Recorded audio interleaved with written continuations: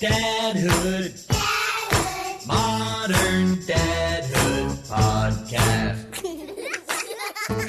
Welcome back to another episode of Modern Dadhood, the podcast. Oh, that's a funny way to say it.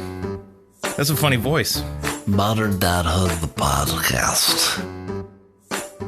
It's good to be with you, man. And also with you. Well, thanks. I bet listeners who listened to our last episode are a little bit confused because this was supposed to be our wives' voices speaking. If anyone was paying close attention, we definitely teed up a special episode that clearly thus far isn't happening. But it will, and we'll get into it more in just a minute. But first, I think we should get some of the formalities out of the way. This is Modern Dadhood, first and foremost, right? Great. That's one of the formalities. It's a, what do we say? I'm going to, here, right off the top of the dome, I'm going to say it's an ongoing conversation about the joys, challenges, and general insanity. Here, I knew it was going to happen. That's why I was slowing down. Hold on. Oh, Will Arnett is coming out. Will Arnett through your vocal cords. I have a Will Arnett in my throat. It's an ongoing conversation about the joys, the challenges, and the general insanity of being a dad in this moment. My name's Marc, and I'm a dad to twin boy 3-year-olds. You, sir? And my name's Adam Flaherty, and I'm a dad to 2 daughters who are 7 and 4. And this particular episode is going to be a little bit different. We're going to break format a little bit. And here's why. We had originally planned in our last episode to turn it over to our wives. Just let them do what they want. Anything they wanted to do. They could just talk smack about us for however long they wanted, and we would record it, and that would be the episode if they wanted it to be. And it was all kind of tied into Mother's Day as a way to give the floor to them. Yeah. We are still planning on doing that, and that will likely be our next episode. But something happened in my life recently that sort of derailed things, and we figured that it might be a good opportunity for us to pull together and talk about it, because it, in a lot of ways, does affect the fatherhood conversation and the parenting conversation. So what I'm referring to is we are recording right now on a Sunday evening, and just a few days ago on Wednesday morning, I lost my mother. It wasn't totally unexpected. Her health had been in decline for quite a long time with a disease called COPD. So it wasn't totally out of the blue, but you're never ready for it. You're not ever. So it's been a heavy few days. Yeah. Just kind of going through the motions. I didn't really have the mental capacity to work with you to plan the wives episode. We talked this morning and decided, let's just go ahead and record. Let's spend a little time sort of talking about this stuff and see where it goes. And I think that the way that I'm going to approach this, which is a little bit different from most of our episodes, is with very little editing. And so what you're going to hear, listeners, is something that is a little bit less polished and a little more raw, off the cuff, maybe vulnerable, shooting from the hip. Yeah. So I hate this phrase, but it is what it is. Oh man, my wife and I use that phrase so much that we've shortened it, and we just say "iwi," which is IIWII. So that's where I'm at.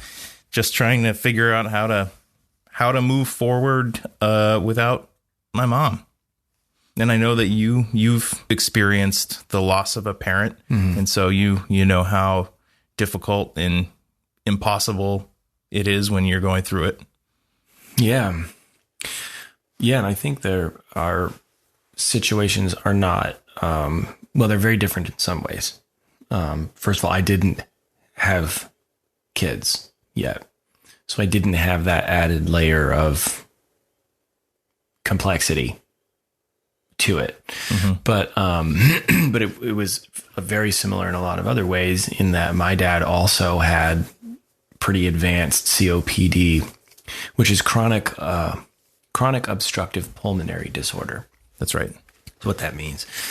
And so his health was declining for quite some time also.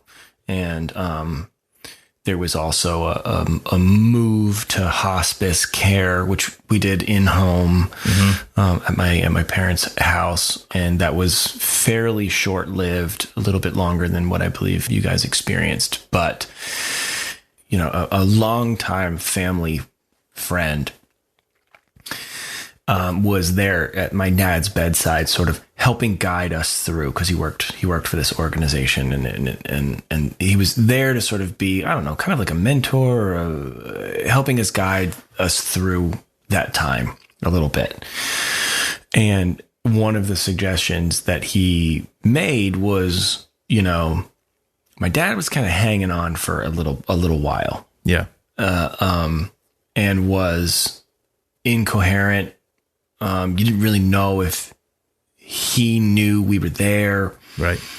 And so this gentleman, his name was Jim, made the suggestion, sometimes it's really helpful for that person to hear from each of you that you're okay and that it's okay for them to let go.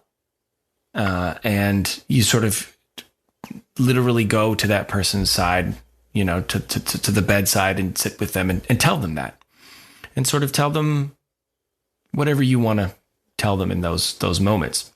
That's a tough thing to do. It's a tough thing to say to somebody.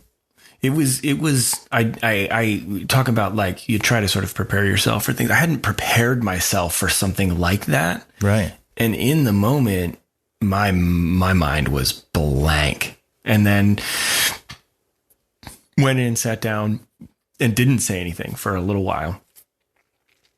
Some of what I said, I just don't remember. I just think that I think my mind really started sort of racing in that moment. Mm-hmm. Your adrenaline gets going because nobody expects to ever have to be in a position like that. And it's incredibly surreal when you are. No, exactly. And I distinctly remember saying, I said, thank you, because he was a good dad and a good mentor and a good role model.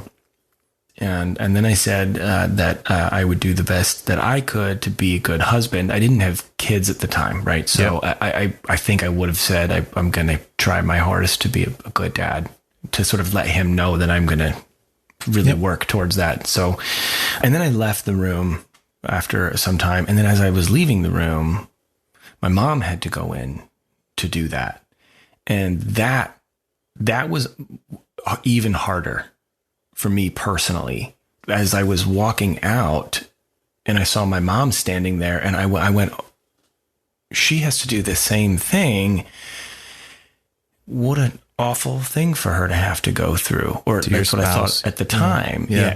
And as I was wrapped up in myself before that, because I was thinking about me going in there and walking out and in opening that curtain that was between the two rooms and seeing my mom. And I just was like, that was really, really, really, that was one of the harder things. Because it was completely unexpected to me in that moment that she's going to have to go in and say that. And then I thought about having to do that for Jamie, and I thought about what on earth do you say? They were married for so long. They were married for 40 plus years. Yeah.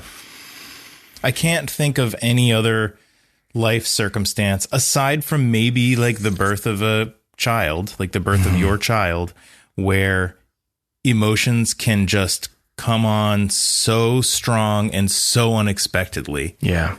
I think it's the birth of a child and the death of somebody that you're really close to are the two things, in my opinion, that can bring on those instant, overwhelming emotions.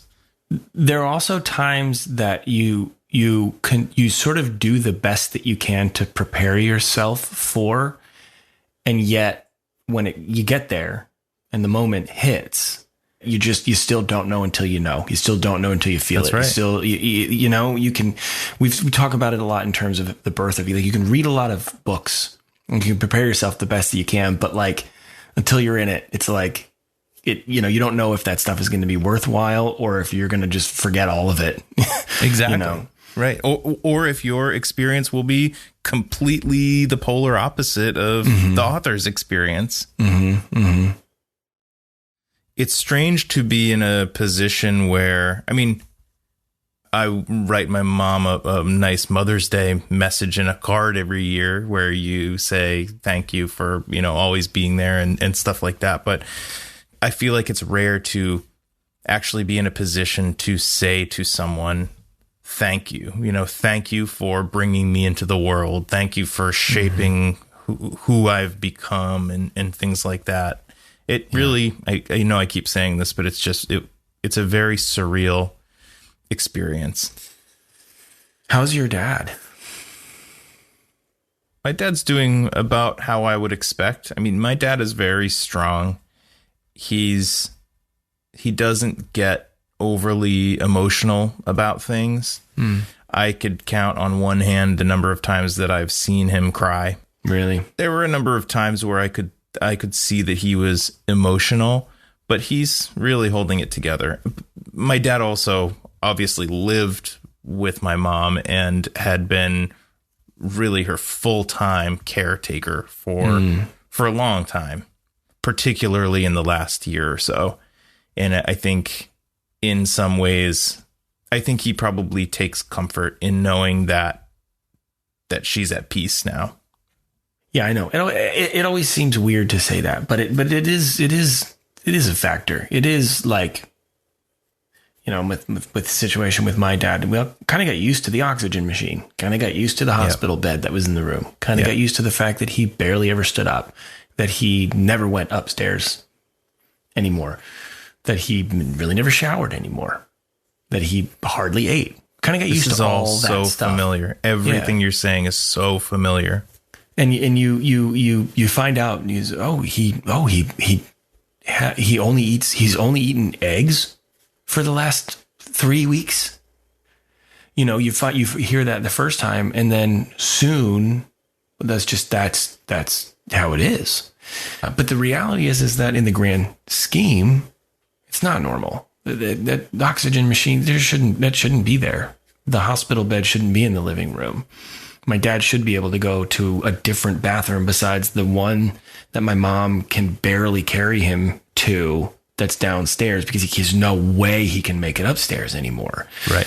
And so when you sort of you put your mind at ease while it's going on, you allow those things to become normal. But when you look back and you reflect and you think, that wasn't great.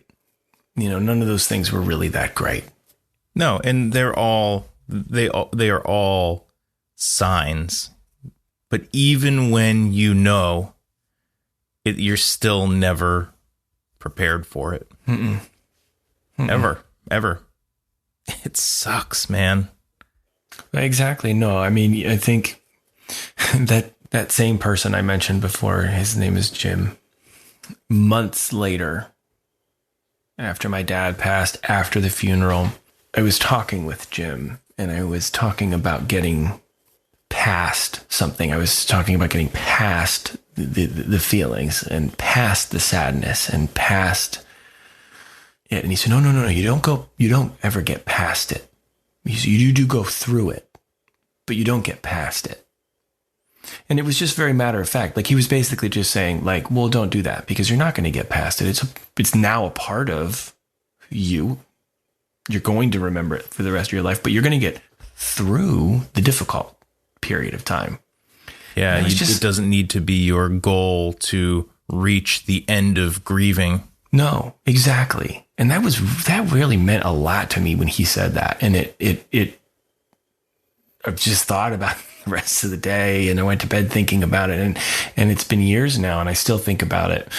And I was really glad for him to say that in that moment, because I thought, well, no, why would I, what is even past, what am I going to stop thinking about my dad? It's more just it's a figure of speech, Right. But just by making that small change, it really, I can see how it could change your mindset in a really, that's exactly in a really right. big, meaningful way. Yeah, that's exactly right. It really changed my mindset. And, you know, so many things are like you're going through motions, right? You're just doing what you've always done. You know, it's like talking to your wife for the billionth time and getting off the phone saying, okay, I love you. Bye. Yeah.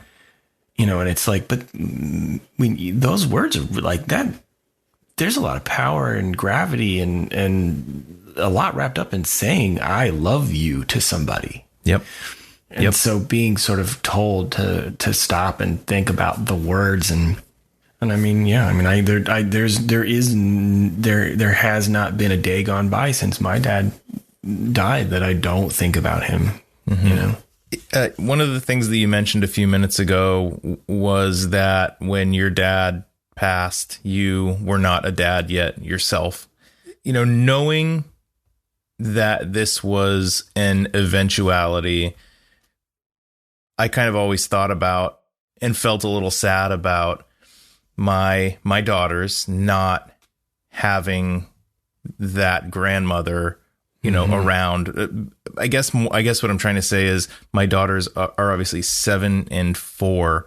And when I think about the ages that I was when my various grandparents died and the memories that I have of them, you know, as it corresponds to the age that I was, I get sad thinking about how my 7-year-old will have a set of memories. And obviously we live in an age where we have videos on our phones and lots of photos, and that will obviously help to support those memories. But our younger daughter she's 4. She's not going to have memories of being with my mother. She won't have specific experiences that she remembers when she gets older. And that bums me out because they loved spending time with her and she absolutely adored them. But I just want for my kids to always remember the limited time that they had to spend with her. It's almost like an expected thing to have grandparents, you know, to like, you've got your grandparents and they live in their house and it's different when you go there and there are, you know, that things about it that are funny and they love you in a different way. And I always get a toy when I go to grandma and grandpa's house. Yeah. And so I think it's like, I don't know, growing up, you might, I mean, growing up, you might sort of bring those ideals, you know, with you. Sure. Before you get married and before you have kids, like I'll get married and I'll have kids and they'll have their grandparents, my parents, right? You know, I wonder, I mean, I don't even know what the question is. I guess it's more of a statement, but like, it must be really hard to have to figure out how to process this yourself. 'Cause you have to. Yep.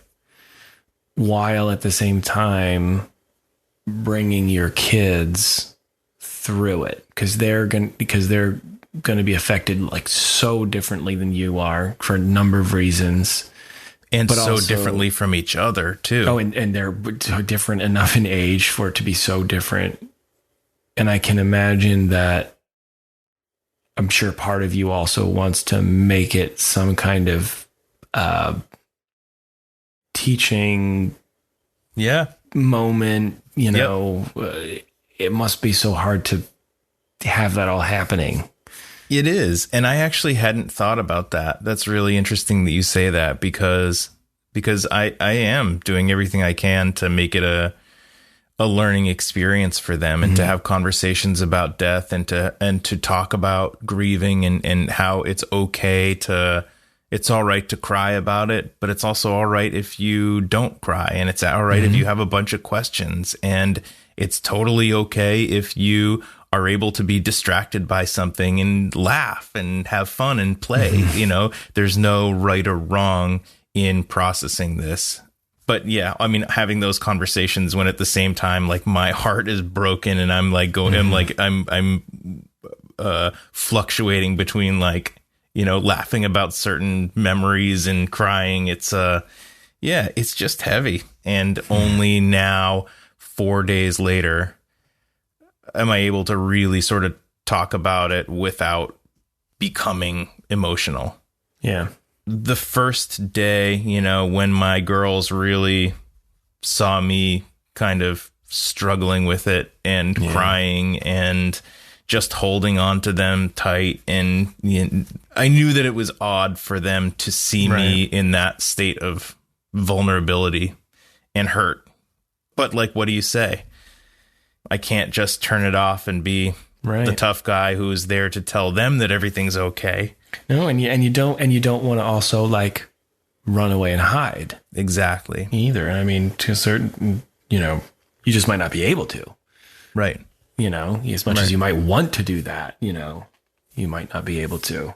It's tough seeing the girls feel so sad about it. And obviously our older daughter, who's 7, it's affecting her in a much bigger way because she had more years with my mom. Yeah. And she's older, and she can really grasp the idea that I'm never going to see this person again. And all of those hard things, those hard realizations that you have to accept.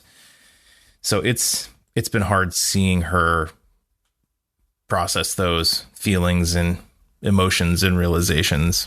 Yeah. In a lot of cases, part of being a parent is having to, you're a guide, you know, and you're a teacher, and having to play that role while being potentially in a very fragile state. I think it's just part of the reality. And in chatting with you earlier today, you know, like I feel like that's one of the things that falls into the challenges category we talk about, you know.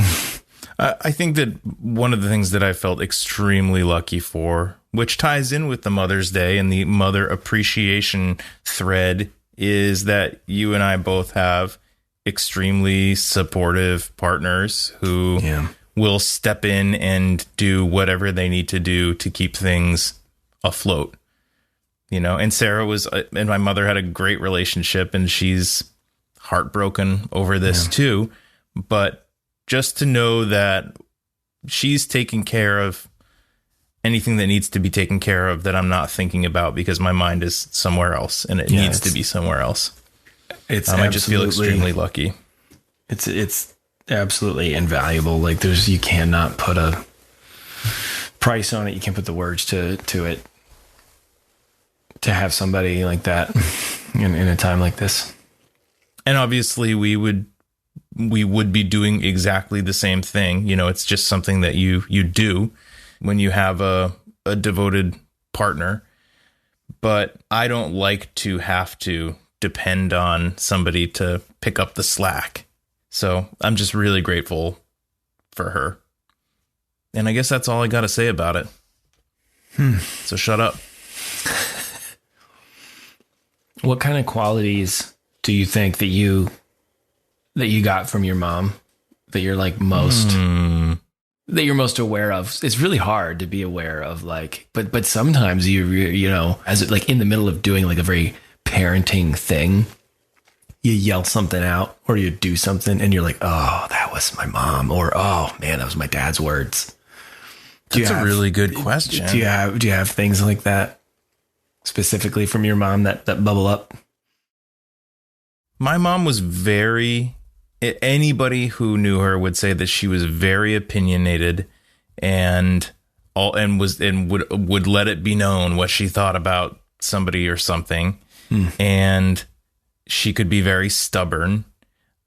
I think that those are two traits that I sometimes exhibit, although I'm not nearly as outspoken about my opinions. And as a result of the way that she expressed her opinions and on whatever it was, the result was that when we were together, we would bicker a lot and we'd get into some pretty good like arguments, but there was never anger.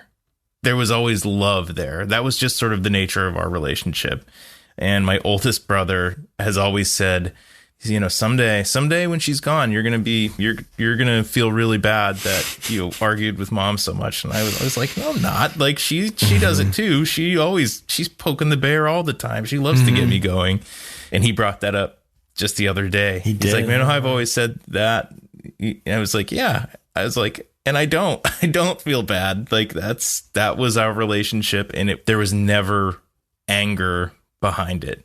We could always turn it right off and switch to talking about something else. There was always love. I know that's not the answer to your question, but I think maybe stubbornness, but caring about other people. My mom was a nurse practitioner for many, many years and worked with the homeless population and, service to people who are in a vulnerable spot. I do enjoy helping people. So I think that that's probably a trait that I got from observing my mom in her career in healthcare. Oh, that's awesome. But she was a force of nature. She was a firecracker. And I would always tell her that she's one of a kind. And I'm sticking to that. My mom was one of a kind. Something I think is really interesting, kids of different ages, because that's my experience as a kid. I had siblings that were much different in age, much older than me, much like you. That your relationship with your parents can be very different than your siblings' relationship with your parents. Like you're getting words of advice from your brother and you're like, no, that's our relationship. That's who we are together, me and mom. And I find that the older that I get, well, not the older that I get, once I got to a certain age, I think, once my worldview was expanded just enough, I had this realization that, my relationship is different. I think my relationship with my mom and with my dad are very different than my siblings. And it's for a lot of reasons. Yeah. My oldest brother, BJ, he was the first child. I'm the last child. Like my parents were different people to him from birth on up than they were with me for sure. From birth on up, like very different. And sometimes you get into these conversations with siblings where you're talking about and you say something and have a certain feeling about it. And then you find out that your sibling has an absolutely completely different feeling and a completely different version of the story. And some of it's the difference in age. Some of it's the relationship is just very different. And I just think that's very interesting. And of course I think about that a lot because we're only going to have 2 kids and they're the same age. I was just thinking that. Won't it be interesting, though, when they are 18, older, 30, 40, to see how your individual relationships with them are different, even though they're the same age?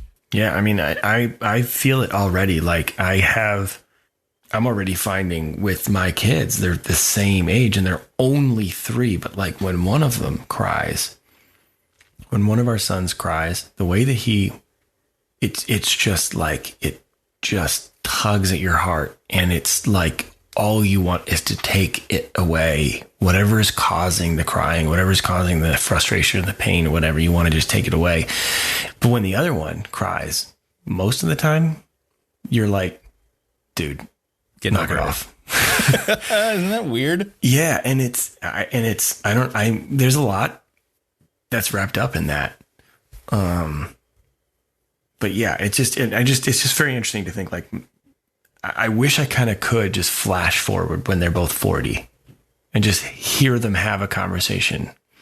Oh, I remember Christmas 2030 very differently than what you're describing right now. Yeah. I'd love to get a glimpse of that. And it's also interesting just how I think about my mother's relationship with each of us is very different. And then my dad's relationship with each of us is very different. but also very different from my mom's individual relationship with each of us. I'm sorry that you have to go through this, and I feel for you, and I feel for your family, and I feel for the kids. Thanks. I know it's going to be tough, and I know you'll get through parts of it. We certainly will. Yeah, but thanks for saying so. And Mom really enjoyed the podcast too. So she heard. I know that you hadn't had an opportunity to meet her.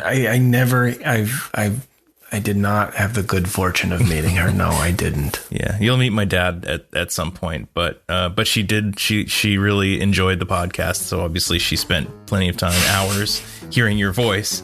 Oh, great. Yeah, but no, she was very supportive of it and just thought it was a really cool thing.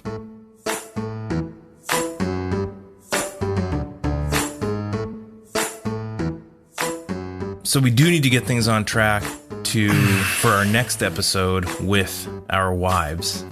Yeah.